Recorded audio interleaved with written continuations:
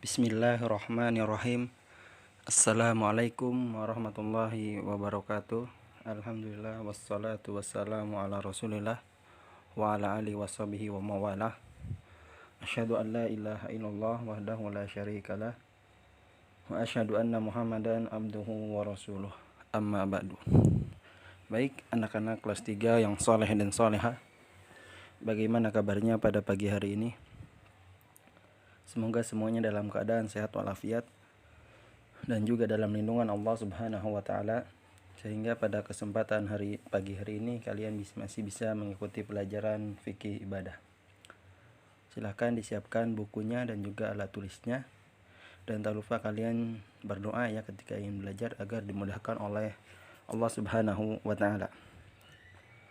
Pada hari ini kita akan masuk ke pelajaran yang kelima, ya, materi kita tentang rukun salat, ya, masih tentang ketentuan salat. Pada pertemuan sebelumnya kalian sudah belajar tentang syarat sahnya salat, yaitu hal-hal yang harus kalian penuhi sebelum kalian mengerjakan salat. Ya, diantaranya ada yang masih ingat? Muslim, yaitu berakal, baligh, bebas dari hadas, suci dari najis, menutup aurat, dan yang lainnya. Nah, sekarang kita akan masuk ke dalam rukun sholat. Ya, silakan dibuka bukunya halaman 25. Ya, dan Bapak harap setelah pembelajaran hari ini kalian dapat menyebutkan rukun-rukun sholat, atau kalian mengetahui ya apa saja yang termasuk ke dalam rukun-rukun sholat. Nah, apa itu rukun sholat? Rukun sholat ialah hal-hal yang harus kita kerjakan selama sholat, ya nak. Bapak ulang, rukun sholat ialah hal-hal yang harus kita kerjakan selama sholat, ya, dari awal hingga akhir. Nah, rukun sholat di sini ada 14 rukun sholat, ya nak. Kita akan sebutkan satu persatu. Yang pertama yang termasuk ke dalam rukun sholat ialah berdiri menghadap kiblat. Ya, jadi ketika ingin mengerjakan sholat kita harus berdiri menghadap ke arah kiblat. Bagaimana kalau tidak mampu berdiri? Nah, apabila tidak mampu berdiri, maka kita boleh mengerjakan sholat dengan duduk atau berbaring. Sebagaimana hadisnya, sholli qa'iman fa in lam tastati fa qa'idan fa in lam tastati fa 'ala janbin. Lihat di buku halaman 26. Ya, sholatlah sambil berdiri. Jika tidak sanggup berdiri, maka boleh sholat sambil duduk, dan jika masih tidak sanggup sambil duduk, maka boleh sholat sambil berbaring. Hadisnya sahih riwayat Bukhari.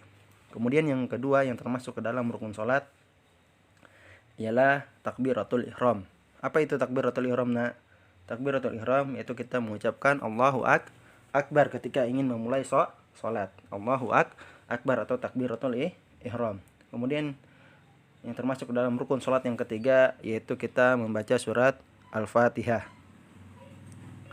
Kemudian yang keempat, ruku pada setiap rakaat. Ya, jadi kita ruku pada setiap rakaat. Jika sholatnya 2 rakaat, berarti kita 2 kali ruku. Jika sholatnya 4 rakaat, berarti kita 4 kali ruku.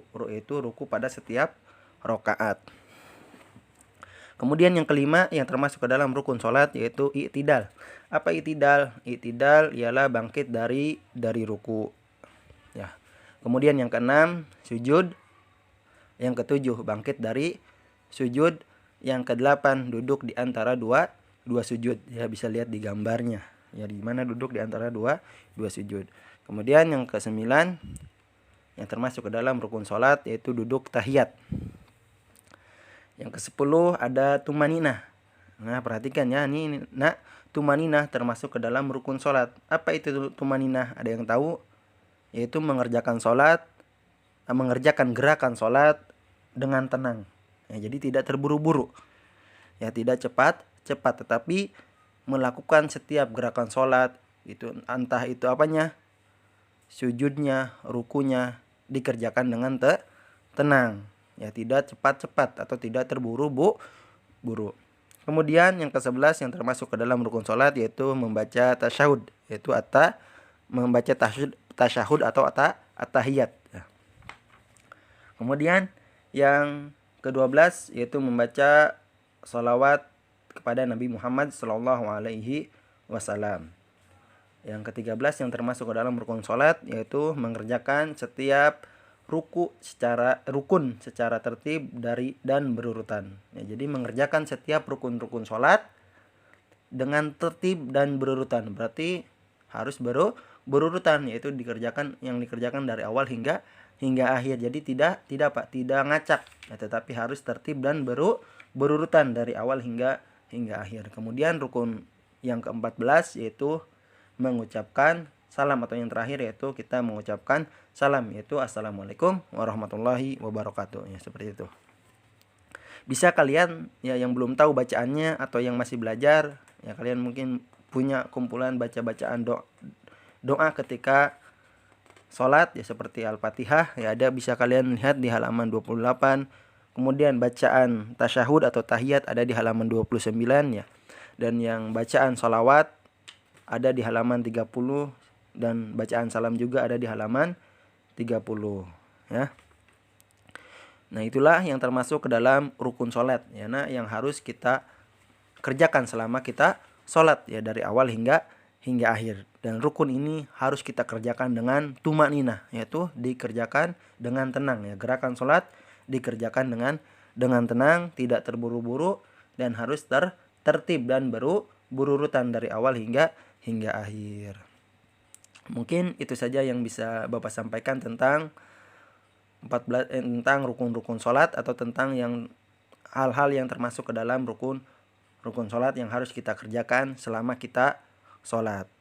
Dan untuk pertemuan kali ini insya Allah tidak ada tugas ya, kalian cukup dengarkan, simak baik-baik video pembelajarannya dan dipahami. Bapak akhiri dengan doa kafaratul majlis. Subhanaka Allahumma wa bihamdika asyhadu an la ilaha illa anta astaghfiruka wa atubu ilaik. Wassalamualaikum warahmatullahi wabarakatuh.